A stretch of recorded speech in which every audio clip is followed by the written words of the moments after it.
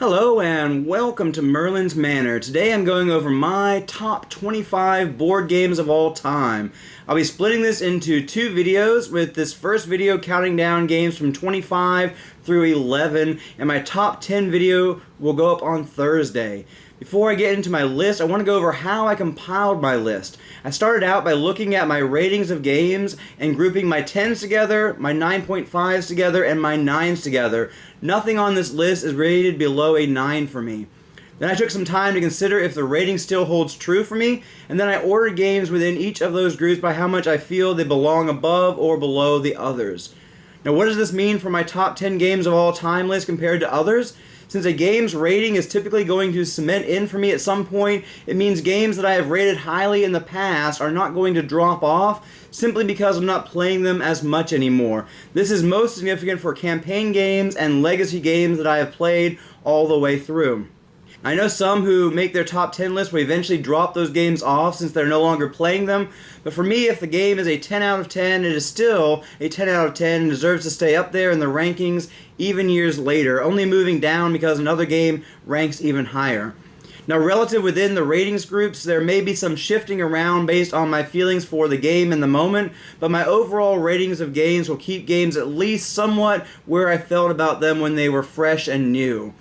I also want to make mention that I'll be treating many games in a series of games as one, and either will reference the series as a whole or pick my favorite of the series, so that a game I really like that has several versions doesn't take up multiple spots on this list. I'm also going to try to keep my thoughts on these games brief. Some I have fuller reviews for on my channel, and I hope to get more up over time. Now, before I get into my list, I want to give a few honorable mentions that are all rated 9 out of 10 for me. My honorable mentions are A Feast for Odin, Foundations of Rome, Hadrian's Wall, Harry Potter Hogwarts Battle, Parks, Tapestry, and Tenpenny Parks. With all that being said, let's get into my top 25 games of all time, starting with Quacks of Quedlinburg. Now, Quacks of Quedlinburg is a bag-building, push-your-luck game where you are drawing out tokens with special abilities, trying to make it as far as you can along a track without busting. You bust if you get over 7 points worth of white cherry bomb tokens in your Cauldron. At any point, you can stop and bank both the victory points and buy power you have made it to, but if you bust, then you have to choose either the buy power or the victory points. Buy power lets you buy more tokens, which is very important for getting further along in your Cauldron. I really like the push your luck aspect of this game, as you want to get as far as you can, but at the same time you're constantly concerned about busting once you get above 4 white tokens value because there's a 3 in your bag. There are also a lot of different tokens to purchase with different powers, and you can even change up which powers you are playing with for more variability. It's just a lot of fun, and there's a lot of tension as you're pulling out those chips, hoping for something good, and hoping that you don't bust. So that's number 25, Quacks of Quedlinburg. My number 24 is Creature Comforts. Now, Creature Comforts was the first game that I backed on Kickstarter, and it has an adorable theme with anthropomorphic animals getting ready for winter by gathering various creature comforts. I really like the worker placement mechanism in this game. Basically, you are placing out workers on the spots that you want to visit, but there's a catch. You will have to spend certain dice and combinations of dice to actually benefit from those locations. You know your 2 family dice ahead of time of placing out those workers, and then you have to hope that the general pool of dice works out for you. If you're unable to use a worker, you get a lesson learned token which will allow you to mitigate future dice rolls. There are also other ways to mitigate as well. I really like the extra layer this adds to the worker placement. I also like how some of the comforts combo off of each other for more points, and some comforts give you reason to hoard resources for points. And the abilities you can get from the workshop, which you also want to gain at least 3 of out of the 4 max, because just by gaining them you will unlock points on your board, plus they are worth points themselves. The last one only gains you 1 point, so it's not as important, but the second to last one gains you 4 points.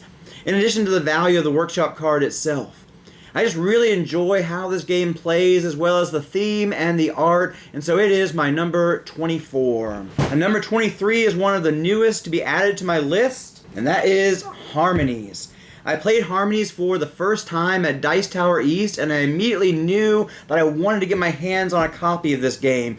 This game is a very puzzly game where you are drafting tokens that represent different materials: fields, water, wood, leaves, buildings, and stone. You're trying to build up different landscapes. You're going to be building out these areas trying to match the habitat, the animals on cards 1, in order to place those animals, which are represented by cubes, onto your board. You also score points for the things you build up on your board. I really like the way that you are building mountains and trees and rivers and buildings using these tokens, and at the end of the game, you have this landscape that you have built up in all of the cubes that represent animals living in the various places. I also really enjoyed the puzzle of trying to figure out how you're going to best place tokens, both for scoring landscapes and for getting animals onto the board to score animal cards. This game also plays very quickly, packing in a lot of game in a very short amount of time. And number 22 is Apiary, the Space Bee game, which is a worker placement game with a unique twist in that every time your worker comes back to you, it becomes stronger. And sometimes people will bump your bees back, and sometimes you have to take an action just to bring all of your bees back. Also, when you bring your bees back, they can harvest farm tiles, gaining you resources, points, or other beneficial things, but only one tile per bee that returns to you. And if you don't have enough farms for the amount of bees, then some of those workers will not be harvesting. There are a lot of paths to victory in this game, and a big part of your strategy is going to come down to where you utilize your level 4 worker bees before they retire, since those are the most powerful actions. There's just so much going on in this game, and working out a good synergy is key to winning the game, and so I just really enjoy the overall gameplay and strategy involved in this game, bringing it in at number 22. Now, number 21 is Meadow. This is one of my wife's favorite games as well. It has great artwork which pulls you into this game and gives it plenty of charm, and the gameplay is good as well. The main mechanic for this game is focused on getting symbols played into your tableau, which you'll be able to use to play other cards. You start with one habitat card, which will have a permanent symbol or two, and that you'll never cover up, and you can play up to 10 habitat cards, and then within each column, you'll be adding cards that have symbols on the top, but whenever you add another card, it will cover up those symbols on the top, so you have to constantly think about what symbols you'll be needing in the future, and how you will keep those symbols visible or get the symbols that you need. Whenever placing an animal, it must go on a column that has at least one of the needed symbols, and so there's a strategy involved in which column you place new cards so as to leave symbols you need in the future open while still being able to legally place the card. There's some tension between playing cards just to build out your tableau versus getting the higher scoring cards played, especially when it comes to expanding your tableau out with those habitat cards that are not worth points but allow you to have more symbols visible overall. There's also a race to gain bonuses by having certain symbols visible, and you get 2 points for your first bonus, 3 for your second, and 4 for your fourth one, with one person not being able to score all 3. Plus, if the combination of symbols that you are working towards gets claimed first, you might have a harder time scoring one of the other combos. This leads to a need to keep an eye on what others are building out, some when trying to achieve these goals. I just really love this game, both for the art as well as for the puzzly gameplay. Now, number 20 includes 2 games from the same series, and that is 7 Wonders and 7 Wonders Duel. I like both of these games equally, and it really comes down to player count. If playing with 3 or more players, then I suggest playing the original 7 Wonders, but if you're wanting to play a 2-player game, then you can play 7 Wonders Duel. In both of these games, you are building up a civilization by drafting cards. Some of those cards are ongoing resources that you will be able to use to build up other cards. If you don't have resources, you can buy them from your neighbor when building a card or a wonder. Then building your wonders is an important part of the game because they give a lot of points and or abilities that will help you to win. The cards you build contribute to scoring points or winning in different ways, whether it be for getting coins, victory points, military strength, or scientific advancements. The standard 7 Wonders has one win condition. The person with the most points at the end of the game wins, with several ways to score points. The 7 Wonders Duel offers 3 ways to win: points, getting 6 out of the 7 different science tags, or winning the military tug of war. These additional victory conditions add a tension to the game where you have to keep an eye on what your opponent is doing in those areas and actually be concerned and adjust your strategy potentially to keep them from getting an automatic victory, even if those areas were not a focus for your overall strategy. I just really enjoy the simple gameplay of these games that packs a lot of depth of strategy in, and the games are both fairly quick to play as well. Coming number 19 is Zombicide, specifically either Black Plague or Marvel Zombies. Now, all the Zombicides play fairly similarly with some gameplay tweaks and added mechanisms, and of course different themes. Zombicide Black Plague fixed some of the original gameplay issues with Zombicide and utilizes the fantasy theme and is one of the more difficult versions to win. And in Marvel Zombies, you can play either as the superheroes fighting against the zombies or as zombified superheroes devouring bystanders and defeating superheroes, with each version having slightly different mechanisms. I just really like the Zombicide system in general, where you are gathering items that will help you, specifically weapons, chucking dice to match weapons or abilities, targets in order to kill zombies, and how you level up to unlock special abilities, and each character has different abilities to unlock, and so there's a lot of variety in the game. You also have to be careful about leveling up characters at a similar speed, because the game ramps up based on the highest level of the characters. I love that there are a ton of scenarios to play for all these games, both inside the original books as well as added content that you can get online, plus so many different abilities that change up how you play the game. Some of the versions cross over and can be combined together. For instance, Green Horde, Black Plague, and the upcoming White Death can all be combined, and there are rumors that Marvel Zombies will be able to be combined with Deceased. But even without combining versions, there's just a lot of content for replayability, and so number 19 is Zombicide. My number 18 is Clank Legacy. I enjoy the Clank game system. Clank is a deck building game with dungeon crawling aspects to it.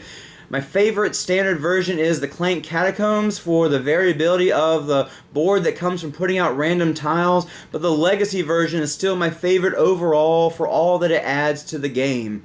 In Clank, you are going to start out with some weak cards, and you will be using your cards to buy stronger cards, move around the dungeon, and fight monsters. The primary goal is to get an artifact, which will be worth victory points, and the deeper in the dungeon you go, the more valuable the artifact. But you also score points in a variety of other ways, including getting a backpack, which will allow you to carry an additional artifact. You must have an artifact to qualify to return home and win the game, but you also will take advantage of other point scoring opportunities because the most points wins. There's a push your luck element to this game because if you get knocked out underground, you get 0 points. And the way you get knocked out is that you do things that produce clank, represented by cubes that go into the bag, and then at various times clank will be drawn from the bag, and each of your cubes drawn, you take damage for that. This represents the dragon attacking you. There are also other ways to take damage. And added tension comes in the game by the fact that when someone gets back to base, they start pulling cubes on their turn in addition to the standard dragon attacks. And so if you see someone rushing back, you need to start rushing as well. The Legacy version adds things every game, including missions that the group needs to work together to complete, adding kind of a semi-cooperative nature to the game that I think works really well and incentivizes people staying in the dungeon longer to complete missions, as well as maybe being a little concerned about others getting knocked out underground, since that will make future games harder. In addition to the 10-plus game campaign, there is a fan-made Aladdin campaign, which is pretty fun. And then when you are finished with the Legacy game, you have this custom board, which is fully replayable and becomes like the standard game of Clank with some extras. For ongoing play, I do prefer Clank Catacombs, but overall, Clank Legacy is my favorite for all the fun the campaign adds with missions and unlockables along the way. Now, number 17 is Planet Unknown. This is a polyomino placement game with track movement. On your turn, you'll take one of 2 polyominoes that are in front of you and place them on your planet, and then take the 2 track bonuses represented by the terrain on the piece that you place. You will score points at the end of the game based on completed rows and columns on your planet, pods you rescued, meteorites that you cleaned up, and how far you advanced on the tracks, as well as development cards. Each track gives you different benefits along the way, with one track giving you technology which adds special abilities, another giving you small 1x1 greeneries, another allowing you to move a rover around to collect meteorites and pods, another giving you development cards, and another points. Some points along the track also give you advancement on tracks which can trigger combos, which are quite fun. The game has basic planets and corporations, as well as advanced ones that can add quite a bit of variability to the game, as well as event cards. And you can change the makeup of the event deck to be either rougher or easier on players. I really enjoy this take on polyomino placement with the added tracks and rover movement to clean up the planet. There's a decent amount to focus on, but at the same time, the concept is fairly simple. Pick and place a polyomino piece, move up tracks based on the terrain. Also, the fact that players all take their turns simultaneously keeps there from being too much downtime. The one exception being the commander choosing where to turn the Lazy Susan, which can be a little AP-inducing at times. In a 1 and 2 player game, the Susan just turns one depot each round. I also enjoy the solo mode of this game, which works well to provide a challenge. I really like polyomino placement games, and this is one of my favorites, which is why it is number 17. And now, number 16 is Life of the Amazonia. First of all, Life of the Amazonia has a great table presence, though it can also be a bit of a table hog. I did get the upgraded pieces both to improve the table presence as well as the feel of the tokens that go in your bag. This game is a bag building game in which you are building out a jungle in front of you and then populating it with animals. You'll be paying resources that you pull from the bag to gain flowers and trees and move up on those tracks, paying resources also to gain new tiles for your jungle and moving up on that track, as well as to gain animeeples. In the beginning, you can only store one token between rounds, but you can purchase the ability to store more, which can become very important as you start trying to be able to gain things that cost more money.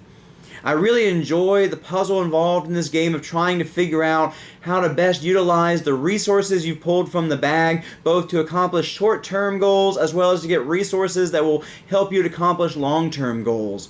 You also have to balance the resources you gain so that in the late game you don't pull too many things that are no longer useful to you, especially gold. Though there is some mitigation in that you can use any 2 resource tokens to be a 1 value token of any kind. But this is not ideal. I really enjoy the look of this game, the way it utilizes bag building, and the fun of building out your own jungle and populating it with animeeples, along with the depth of strategy that goes into this game. It also has a great solo mode with various scenarios to play, which adds a whole extra level to the solo game with some decent variety.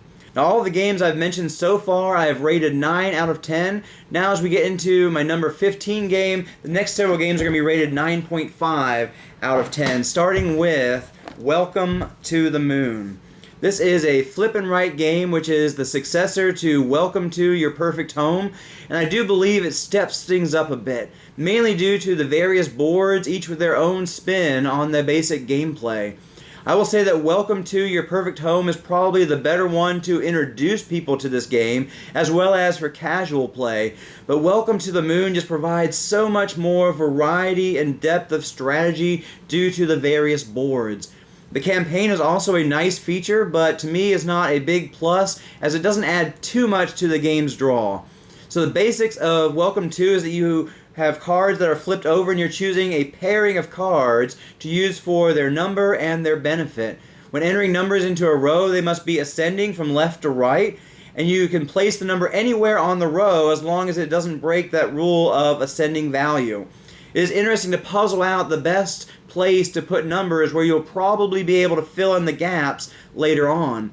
Also figuring out which benefits you want to focus on, and sometimes deciding between the benefit that you really want with the number that you really want can be a tough decision when they don't line up. There's also a little bit of a push your luck element when it comes to placing numbers and hoping the right numbers will come up later and in a way that you can use them.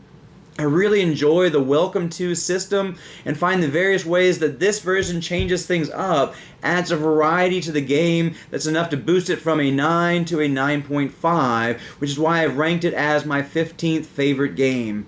For more of my thoughts on this game as compared to the standard Welcome To, you can check out my comparison in the description below. My number 14 game is Heat, Pedal to the Metal. This game really captures the feel of racing. There's a great deal of tension throughout the game as you pass other players and then they pass you back and forth all the way down to the wire.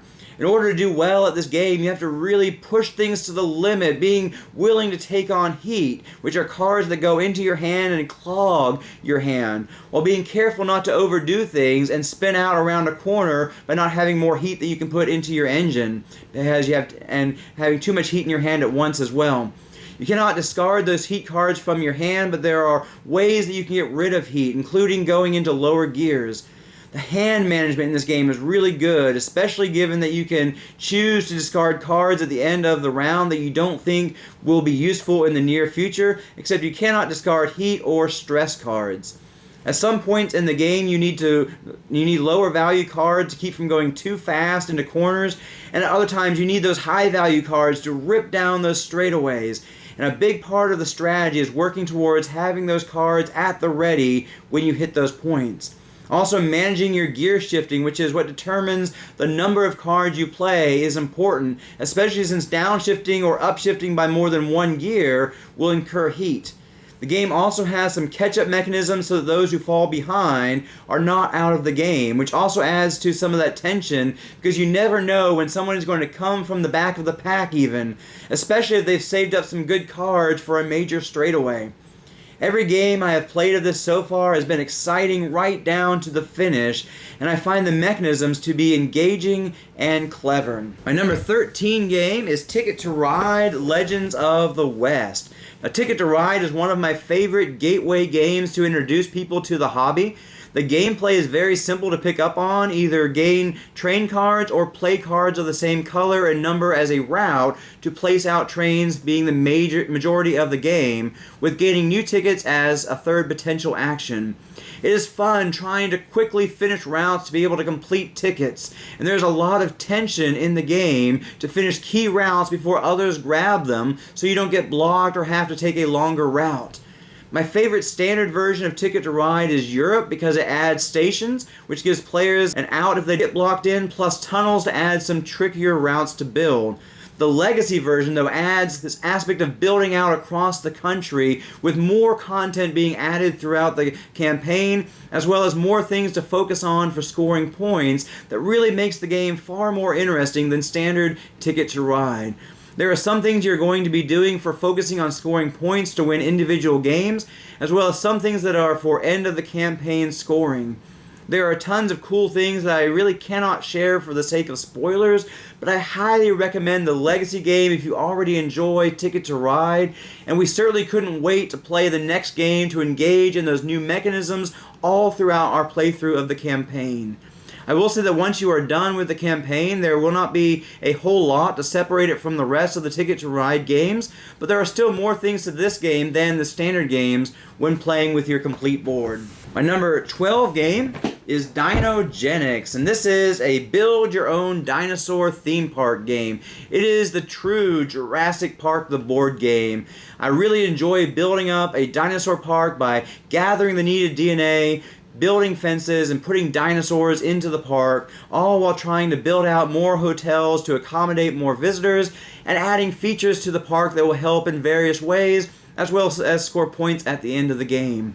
I will say that the game does potentially have a runaway leader issue, as the way you score points for your dinosaurs is increasing along this track based on the appeal of the dinosaurs you have in your park, and then each round you'll score that many victory points, and so getting out ahead of others early and then building on that lead can lead to a bit of a snowball effect. I will say that the gameplay is so much fun that I don't really care so much about if I have fallen behind and might not be able to catch up. Plus, as long as you have not fallen too far behind, it is totally possible to catch up and win. If you want to try a game that really feels like you are building a dinosaur theme park, I highly recommend Dinogenics. It is better than Dinosaur World in my opinion, which really fell flat for us, and other dinosaur games out there just have not pulled me in after playing this one. It is a hard one to get your hands on, but there was a recent GameFound campaign, and so it will be possible again to get your hands on this game, at least for a short time, when they start fulfilling. I highly recommend also getting the Controlled Chaos expansion because it offers wild DNA, making the game less reliant on luck of the draw, plus additional ways to score points, opening up for a deeper depth of strategy. My number 11 game is Slay the Spire. Slay the Spire is another game I fell in love with after playing it at Dice Tower East. This game is a deck building game based on the video game Slay the Spire, which was also a deck building roguelike game. In this game, you are going to be facing off against monsters in a dungeon, playing cards for defense, attack, and various abilities, and you will gain card rewards after every battle, as well as coins and sometimes potions and relics from the elite battles, treasure chests, and bosses. You choose from one of 4 characters to play, as they each come with their own standard deck and their own unique reward decks, and so each character provides a totally different playstyle. It is a lot of fun to build up decks with powerful combos and destroy the monsters and test your deck against the elites and finally the bosses. This game can sometimes tempt you to take good cards that are not ideal for the build that you're making, and thus part of the strategy to the game is being able to say no sometimes to card rewards that will actually do more to clog up your deck. There are a ton of different strategies for building strong decks, and the randomness of how card rewards come out will force you to try different strategies. While the original video game is solo only, the board game version allows you to play cooperatively with up to 4 players, and the cooperative game adds an extra layer of strategy that I really appreciate. I have come to enjoy both the video game version as well as the board game here, and I highly recommend it if you enjoy deck building battle games. It is a lot of fun. So this has been my top 25 through 11 board games of all time. I encourage you to check out my top 10 list on Thursday, or if you're watching this from the future, you can click on this one right here. Otherwise, I encourage you to check out some of my other videos and come back on Thursday to see my top 10 list. As always, I hope you have a great week and keep on gaming.